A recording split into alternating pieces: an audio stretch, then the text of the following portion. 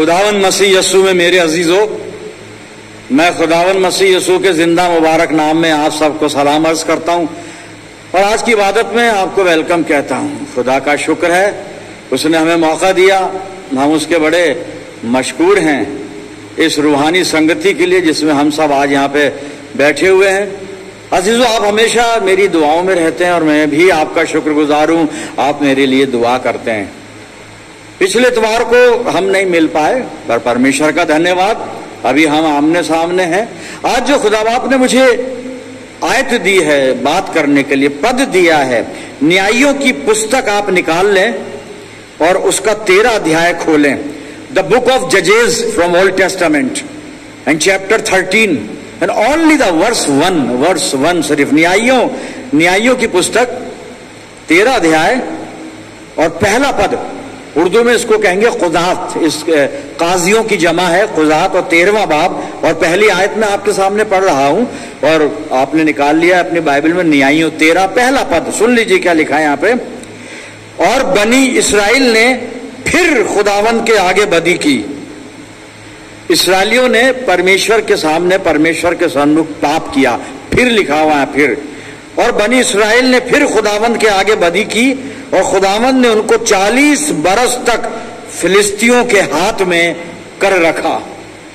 खुदावन की बरकत उसके पाक कलाम के पढ़े जाने पर, सुने जाने पर हो, आमीन। आइए दुआ करें। प्यारे आसमानी बाप, हम तेरे कदमों पर हैं, तेरी आवाज को सुनने के लिए जो इस पाक कलाम में से निकलकर हम तक पहुंचती है। हम में से हर एक को पाक रूह का मसा अता फरमा कि खुदावन ये कलाम हमारी जिंदगियों में जड़ पकड़े और हर तरह से हमारे जीवन में फल लाए। प्यारे आसमानी बाप, हमारे चारों तरफ अपने पाक फरिश्तों की सेना का बाड़ा बांधना कि शैतान किसी भी तरह हमें तुझसे अलग ना कर सके, पर होने देना प्रभु ये वचन हमारे दिलों में जड़ पकड़े, बहुत सा फल लाए, और जब हम तेरे पाक मजबे पर से उठकर घरों को रुखसत हों, तुझसे बहुत सी रूहानी आशीषें लेकर जाने वाले हों। सारी बातों में पिता हम अपने आप को तेरे अधीन करते हैं और ये प्रार्थना तेरे प्यारे इकलौते पुत्र अपने उद्धार करता प्रभु यीशु मसीह के जिंदा और मुबारक नाम के वसीले से मांगते हैं, सुन और कबूल फरमा ले, आमीन। अजीजों, एक बार फिर परमेश्वर का धन्यवाद करते हैं और न्यायियों 13 पहला पद, मैंने एक ही पद पढ़ा था, इसी पे बात करेंगे। और यहाँ पे लिखा है कि और इसराइलियों ने फिर परमेश्वर की दृष्टि में पाप किया और बनी इसराइल ने फिर लिखा है यहाँ पे, फिर खुदावन के आगे बदी की, बुराई की, गुनाह किया, पाप किया। फिर शब्द है, इस पे ध्यान रखिएगा, इंग्लिश वर्जन में अगेन है, अगेन। और आगे लिखा है तो खुदावन ने क्या किया, और खुदावन ने उनको 40 बरस तक फिलिस्तियों के हाथ में कर रखा। 40 साल तक फिलिस्तियों के कब्जे में, वश में करके रखा। 40 ईयर्स। खुदावन के बरगुजीदा यानी चुने हुए लोग हैं, लेकिन ये पद बता रहा है फिलिस्तियों के वश में हैं। फिलिस्ती इन पर काबिज हैं, इन पर शासन कर रहे हैं और हर तरह से इनको अपनी दास्ता में रखा हुआ है, गुलामी में रखा हुआ है। और उसकी वजह बता रही है ये आयत। वजह यह है कि इस्राएलियों ने फिर परमेश्वर की दृष्टि में पाप किया, बुराई की, जो मैंने उर्दू में पढ़ा था। और बनी इस्राइल ने फिर खुदावन के सामने बदी की। कहने का मतलब ये वो लोग हैं परमेश्वर के लोग, परमेश्वर की जनता, परमेश्वर की कौम, चुने हुए लोग, और वो लोग जिन्हें परमेश्वर बेहद प्यार करता है, जिसके लिए खुदावन ने कलाम में कहा कि अगर कोई इस्राएल को छूता है, मेरी आंख की पुतली को छूता है। ऐसे लोग 40 साल तक फिलिस्तियों के बस में हैं, कब्जे में हैं। वजह बिल्कुल स्पष्ट है, साफ है कि इस्राएलियों ने बदी की, बुराई की, गुनाह किया और फिर किया। इसका मतलब पहले भी किया, फिर किया, अगेन एंड अगेन। ये गुनाह पे गुनाह कर रहा है। खुदा रहम करता जा रहा है इन पे, ऐसा नहीं, खुदा ने नहीं छोड़ा। ये बेवफा हो गए परमेश्वर से। खुदा नहीं छोड़ता है किसी को भी, खुदा ने नहीं छोड़ा। खुदा अभी भी इनके साथ है और इनको फिर रिहाई देगा, छुड़ाएगा, इनको बहाल करेगा, ऐसी बात नहीं, रिस्टोर करेगा। लेकिन अभी जो सिचुएशन है और आगे भी सिचुएशन कमोबेश यही बनी रहेगी, आज तक है वो ऐसी। एक ही बात है यहां पे जो समझ में आ रही है, जिसको थोड़ा सा आगे चलकर अपन और अनफोल्ड बाइबल कर देगी, अपने लिए समझ लें कि जो लोग खुदा का हुक्म नहीं मानते हैं उनका जो वजूद है, अस्तित्व है, खत्म हो जाता है साहब। अच्छा, मैं जब ये कह रहा हूं कि अस्तित्व खत्म हो जाता है, वजूद खत्म हो जाता है, इसका मतलब ये नहीं कि वो बिल्कुल गायब हो जाते हैं, फना हो जाते हैं, मिट जाते हैं। नहीं साहब, जिंदा रहते हैं, खाते हैं, पीते हैं, चलते हैं, फिरते हैं, सब कुछ कर रहे हैं। अरे इस्राएली यही तो कर रहे हैं 40 साल फिलिस्तियों के वश में, मर मिटे थोड़ी ना, बिल्कुल कौम खत्म थोड़ी ना हो गई, जिंदा है, काम भी कर रहे हैं, शादी ब्याह भी हो रहे हैं, हंस खेल गा भी रहे हैं, अपना अपना धंधा, बिजनेस, व्यापार जो भी है वो कर रहे हैं, काम कर रहे हैं अपने अपने, सब कुछ चल रहा है, ठीक है फिलिस्तियों के बस में, लेकिन या उनके वश में, हिंदी में कहें उनके वश में। वजह क्या है? इनका गुनाह, फिर बदी की, फिर बुराई की, फिर गुनाह किया, इन्होंने फिर गुनाह किया। इसका मतलब पहले खुदा ने इनको हर तरह से महफूज किया, छुड़ाया, अच्छा किया, सब कुछ ठीक कर दिया, लेकिन फिर गुनाह किया। अब फिर गुनाह किया तो उसका रिजल्ट आया 40 साल तक फिलिस्तियों के वश में। वही जो मैं अभी बात बता रहा था कि खुदा की आज्ञा ना मानना, परमेश्वर की आज्ञा ना मानने का मतलब है अपने विनाश को, अपनी बर्बादी को निमंत्रण देना, बुलाना।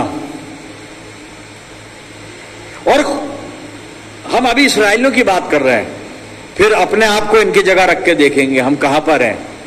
मैं अभी आपको बार बार बताता हूं कि मैं YouTube पर बहुत सारी चीजें खुलकर नहीं बता पाता, बतानी भी नहीं चाहिए, सब कुछ आगा पीछा भी देखना होता है। मैं कौम का रहबर भी हूं और एक कौम का खादिम भी हूं, मुझे सब कुछ सोचना है। अगर हम गौर करें, बैठे अभी खामोशी में और सोचें, नतीजा आएगा कि अभी वही हालात वही हैं, आप समझ गए। खैर, लेकिन वजह क्या है? हालात छोड़िए आप, वजह वही है जो इस 13वें न्यायी 13 अध्याय पहले पद में लिखी है कि उन्होंने फिर परमेश्वर के सामने बुराई की। और जब जब हम खुदा की आज्ञा का उल्लंघन करते हैं, उसकी आज्ञाओं को नहीं मानते हैं, मुसीबत हम पे आती है, तकलीफ हम पर आती है मेरे अजीजों। और ये इसलिए आती है कि हम खुदा की बात को सुनते नहीं, खुदा की चेतावनी को नहीं सुनते, वो जो कहता है सुनते नहीं। इसलिए जिंदगी अजाब में, तकलीफ में, बीमारी में, मुसीबत में, परेशानी में, गम में मुब्तिला रहती है। वजह सिर्फ एक है, खुदा की नहीं सुनना। अपने आप को तैयार करें भाई, खुदा की सुनने लग जाएं। अरे पास्टर, हम चर्च में बैठे हुए, चर्च में आए, क्या ये खुदा की सुनना नहीं? आपका सरमन सुन रहे हैं, क्या ये खुदा की बात सुनना नहीं? जी नहीं, ये सुनना अलग चीज है और सुनकर फॉलो करना, उसकी बात कर रही है सुनना। बाइबल जब कहती है ना परमेश्वर का वचन सुनो, तो आगे ये भी है, वहां पे लिखा हुआ नहीं है लेकिन वो शर्त है, सुनो और करो भी, सुनो भी, करो भी, करो भी।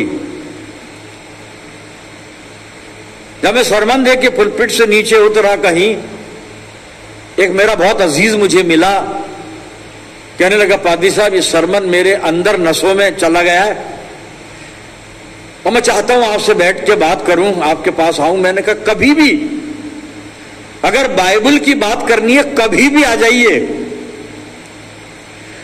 वचन की बात करनी है, कभी भी आ जाइए, कभी भी, कभी भी जो वक्त आपके पास है बाइबल की बात करने के लिए, दुआ की बात करने के लिए, कभी भी आ जाइए। अगर उस वक्त मैं दुआ नहीं कर रहा हूं, आपकी बात जरूर सुनूंगा। मैंने कहा आइए, अच्छा लगा, पर काफी लंबा अरसा हो गया, अभी तक उनसे भेंट नहीं हुई, मुलाकात नहीं हुई। हम सुनकर समझ भी लेते हैं, इमोशनल हो जाते हैं, बिल्कुल उन्माद में आ जाते हैं, लेकिन उसका जो फॉलो अप जिंदगी में होना चाहिए वो नहीं करते। अगर ये फॉलो अप हो जाए जिंदगी में, यही है सुनना, खुदा की सुनना, यानी फिर उसको करना भी, अपनी जिंदगी में जो सुना है वचन से उसको प्रैक्टिकल शेप देना। अब चलते हैं और बाइबल से बात करते हैं, और मैं व्यवस्था विवरण की पुस्तक खोल लेता हूं, 28 अध्याय, कुछ आयत पढ़ रहा हूं, बात समझ में आ जाएगी। इस्राएलियों ने खुदा की नहीं सुनी, 40 साल फिलिस्तियों के वश में है। आगे क्या होगा पता नहीं। अभी तो बाइबल जिस कॉन्टेक्स्ट में बात कर रही है हम वहीं तक हैं, और यूं तो जानते भी है क्या होगा क्योंकि बाइबल बता रही है हमें। हुआ क्या यहां पे, समस्या क्या हुई है, हो क्या गया यहां पर, क्या हो गया यहां पर जी? अब सुनिएगा, व्यवस्था विवरण 28 और 15 पद पढ़ रहा हूं, पहले सुनिए। परंतु यदि तू अपने परमेश्वर यहोवा की बात ना सुने और उसकी सारी आज्ञा और विधियों के पालने में जो मैं आज सुनाता हूं चौकसी नहीं करेगा, तो ये सब शाप तुझ पर आ पड़ेंगे। समझ गए आप? बिल्कुल समझ गए। ये सब शाप तुझ पर आ पड़ेंगे क्योंकि तू खुदा के नहीं सुनेगा। सब शाप आगे आप बाद में घर जाके पढ़िएगा, सारे शाप लिखे हैं, लेकिन मैं तो इस आयत की बात कर रहा हूं। और अब चलते 25 पद में, इसी में न्यायियों और 28 व्यवस्था विवरण, न्यायियों नहीं, व्यवस्था विवरण 28 खुला हुआ है सामने, व्यवस्था विवरण 28। और अपन ने वो 15 पद देख लिया ना, खुदा कहता है मेरी बात नहीं मानोगे तो शाप आएंगे। अब जो रिलेवेंट शाप है उसको देख लेते हैं अपन। व्यवस्था विवरण 28 अध्याय और 25 पर सुनिए। यहोवा तुझको शत्रुओं से हरवाएगा और तू एक मार्ग से उनका सामना करने को जाएगा, परंतु 7 मार्ग से होकर उनके सामने से भाग जाएगा और पृथ्वी के सब राज्यों में मारा मारा फिरेगा। ये वजह है इस्राएलियों ने फिर बदी की, फिर बुराई की खुदा के सामने, और खुदा ने उनको 40 साल के लिए फिलिस्तियों के वश में कर दिया। ये वजह है साहब। तो क्या हुआ, कहना नहीं माना खुदा का, बस सारे हमारे दुख तकलीफ परेशानी गम की वजह है खुदा की आज्ञा का उल्लंघन, खुदा की बातों को नहीं मानना। मेरे खुदा की बातों को नहीं मानना। न्यायियों की किताब में जब हम 13 अध्याय को खोलते हैं और 3 से 5 पद पढ़ते हैं, शिमशोन के बारे में लिखा है, उसके जन्म के बारे में लिखा है। मानोहा नाम के व्यक्ति की बांझ पत्नी से परमेश्वर ने एक बालक को अपनी मिरेकल अद्भुत रीति से उत्पन्न किया है, शमशून, जिसके बारे में उसके पेरेंट्स को बताया गया है कि इसके सर पर कभी उस तरह नहीं फिरेगा, ये कभी दाख मधु या मदिरा का सेवन नहीं करेगा, कोई नशीली वस्तु नहीं खाएगा, कोई अशुद्ध वस्तु नहीं खाएगा। ये परमेश्वर का नजीर होगा। खुदा कह रहा है मेरा नजीर वो जो लोगों को खुदा की तरफ से खौफ दिलाए, लोगों को इस बात के लिए तैयार करे कि तुम्हें गुनाह नहीं करना है वरना तुम्हें सजा मिलेगी। सजा खुदा नहीं देगा, सजा मिलेगी, सजा मिल जाती है साहब, मिल जाती है। वहां पे व्यवस्था विवरण 28 15 पद में खुदा कहता है तो मेरी आज्ञा ना मानो तो ये सारे शाप तुम पर पड़ेंगे। खुदा ये नहीं कह रहा कि मैं तुमको इस तरह से कर्ज करूंगा या मैं तुम पर शाप भेजूंगा, नहीं, शाप भेजने वाला बाप नहीं है वो तो फिर शाप आ ही जाएंगे ना। शाप, कर्ज, शराब, जिसको सही शराब प्रोनाउंसिएशन है इसका, कर्ज आ जाएंगे। वो तो खुदा से दूर है, मरा हुआ है साहब, उसके पास जिंदगी है ही नहीं। भलाई जी रहा है, खा रहा है, पी रहा है, बहुत आपको लगता है बड़ा तंदुरुस्त है, बहुत अच्छा है भाई साहब, क्या शान से रहता है, वो है, हाथ में हीरे की अंगूठी है, डायमंड का नेकलेस है और 1.25 लाख वाली हाथ में घड़ी है और 40 लाख वाली कार भी है, सब कुछ है, जिंदगी नहीं है उसके पास। नहीं मालूम उसको क्या चल रहा है, नहीं मालूम। यही है सच्चाई।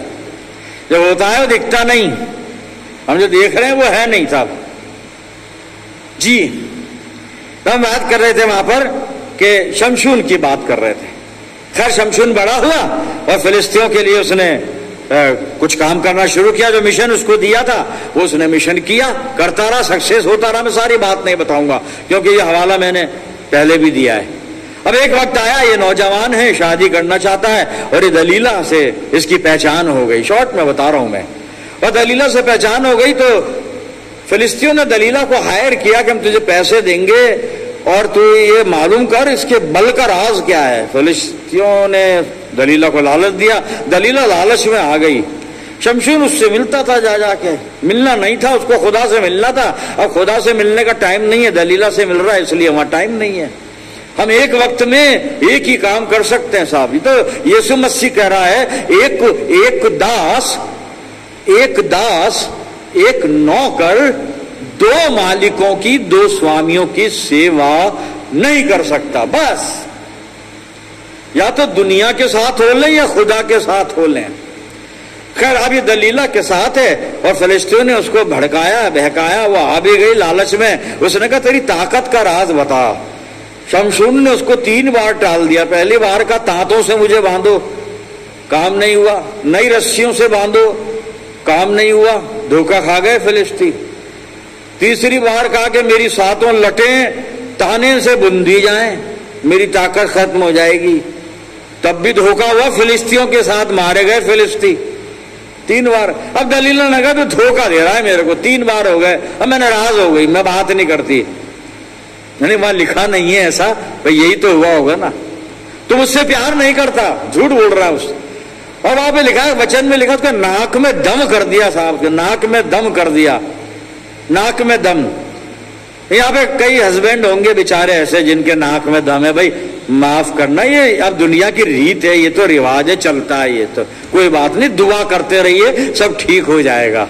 जी नाक में दम कर दिया उसके। अब उसको सच्चाई बतानी पड़ी, मेरे बाल को उस तरह नहीं फिरा है, ये कटवा दे। दलीला ने उनको फिर खबर भेजी फिलिस्तियों के सरदार को कि इस बार बता दिया उसने, ये फाइनल है, बिल्कुल सच है, मुखबरी बिल्कुल ठीक है, आ जाओ।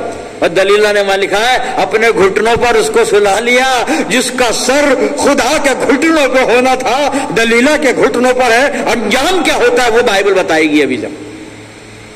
और सुला लिया, और उसकी 7 जो ये लटे थी, बाल थे, एक आदमी को बुलाया और बाल मुंडवा दिए।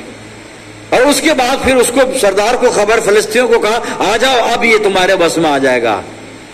अब होता क्या है, मैं पढ़ रहा हूं आपके सामने, न्यायियों 16 अध्याय, सुनिएगा 18 से 20 पद। ये देख करके उसने अपने मन का सारा भेद मुझसे कह दिया। दलीला ने फिलिस्तियों के सरदारों के पास कहला भेजा कि अब के बाद फिर आओ, क्योंकि उसने अपने मन का भेद मुझे बता दिया है। तब फिलिस्तियों के सरदार हाथ में रुपया लिए उसके पास आए। 19 पद। तब उसने उसको अपने घुटनों पर सुला रखा और एक मनुष्य बुलवार कर उसके सिर की 7 लटें मुड़वा डाली और वो उसको दबाने लगी और निर्बल हो गया।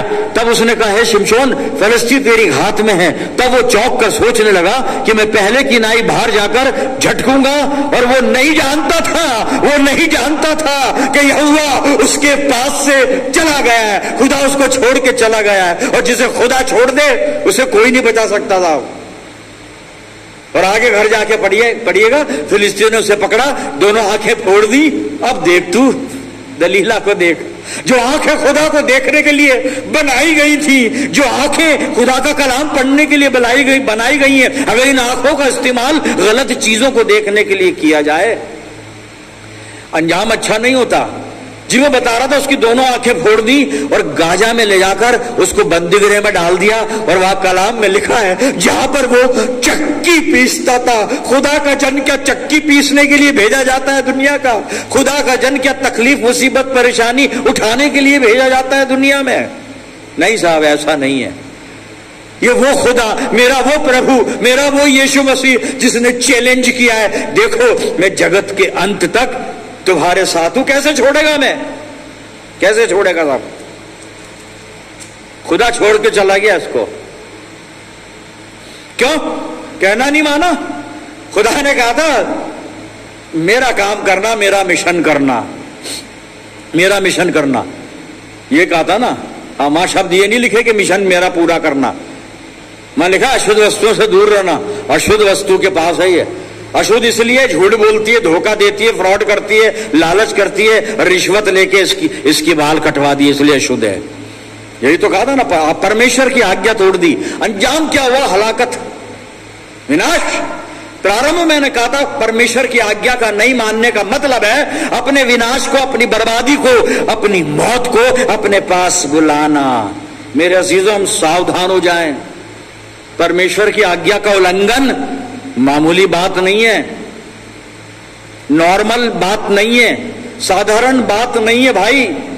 वेरी वेरी सिंसियर थिंग और सीरियस मैटर। परमेश्वर दूर हो जाता है जब उसकी आज्ञा नहीं मानते तो। हमें चौकस रहना है, सावधान रहना है हमें, और हमेशा कोशिश करनी है कि हम खुदा की संगति में बने रहें। मैंने दूसरा इतिहास खोला है 15 अध्याय, और मैं इसके 2 पद शुरू के 1 और 2 पद पढ़ रहा हूं।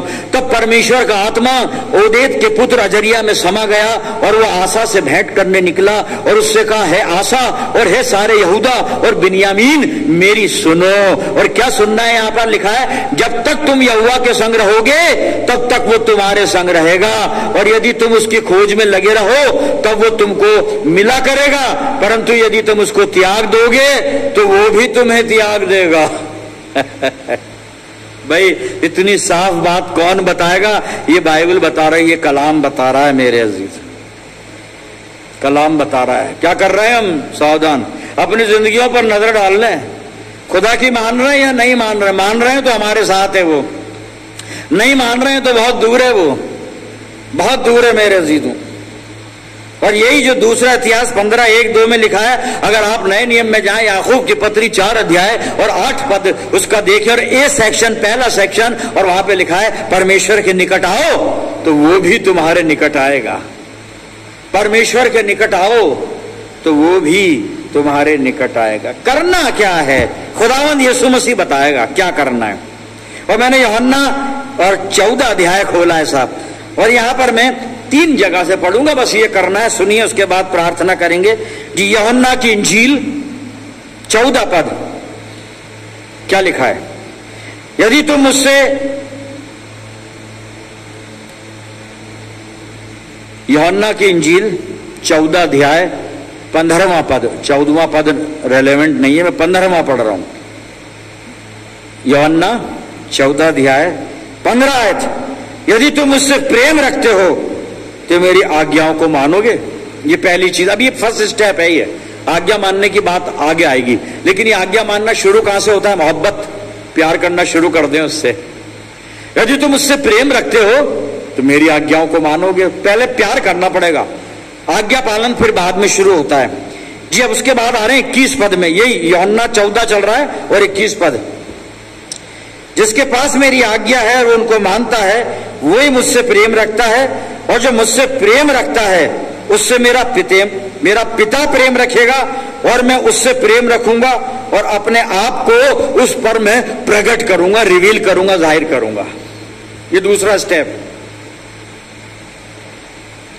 क्या कर रहे हैं हम? तैयार हो जाएं, जो कहा जा रहा है वो करें बस।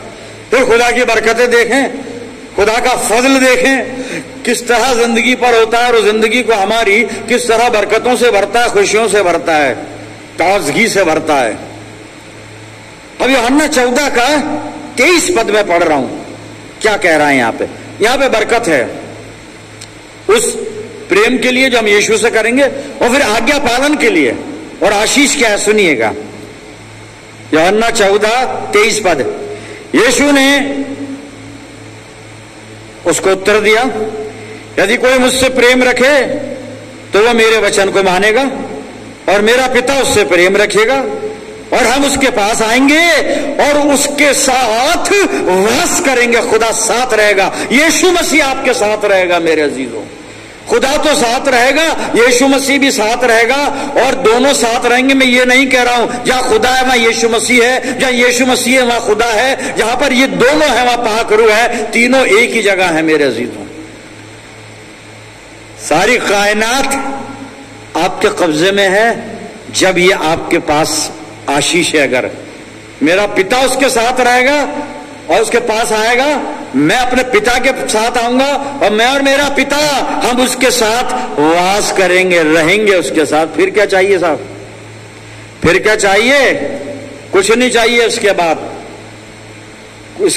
इसके बाद कुछ नहीं चाहिए, कुछ नहीं। उठते नहीं हैं हाथ मेरे इस दुआ के बाद। अरे सब कुछ खुदा से मांग लिया तुमको मांगकर। शायर ने तो किसी और के लिए कहा होगा, लेकिन हम खुदा को तो मान सकते हैं, यीशु मसीह को मान सकते हैं। हमारा महबूब तो वही है, महबूब है हकीकी। अगर कोई उर्दू वाला सुन रहा है मुझे, हम महबूब हकीकी से इश्क करते हैं और उसको ही मांगते हैं दुआ में। तो खुदा करे कि हमारी संगति पिता और पुत्र के साथ हमेशा बनी रहे मेरे अजीजों। आइए प्रार्थना करें। खुदावंद बाप आसमानी, धन्यवाद करते हैं जिंदा मुबारक कलाम के लिए जो हमारी रहनुमाई फरमाता है, हमसे बात करता है। और आज हमें फिर एक बार खुदावंद एनकरेज किया गया है वचन के द्वारा कि हम अपने परमेश्वर की संगति में बने रहें, और उसकी संगति में बने रहने का सबसे उत्तम जो तरीका है कि उसकी आज्ञाओं का पालन किया जाए। प्रभु हमें आत्मा दे, अर्थात पवित्र आत्मा दे, कि हम तेरी आज्ञाओं में बने रहें ताकि तेरी संगति में बने रहें। मैं दुआ करता हूं जितने लोग मेरे साथ इस प्रार्थना में हैं, इन सब अजीजों पर तेरी शफकत, रहमत और बरकत का साया हमेशा बना रहे। प्रभु हम सब मिलकर पूरे आलम के लिए दुआए खैर मांगते हैं। आसमानी बाप, सारी बातों में अपनी जिंदगियों को तेरे हवाले करते हैं, और ये प्रार्थना तेरे प्यारे बेटे अपने निजात देने वाले खुदावंद यीशु मसीह के जिंदा और मुबारक नाम के वसीले से मांगते हैं। सुन और कबूल कर ले, आमीन। अब हमारे प्रभु यीशु मसीह का अनुग्रह, पिता परमेश्वर का प्रेम, पवित्र आत्मा की सहभागिता हम में से हर एक के साथ, हमारी सब मंडलियों के साथ और समस्त विश्वासियों के साथ अब से लेकर हमेशा तक होती रहे, आमीन।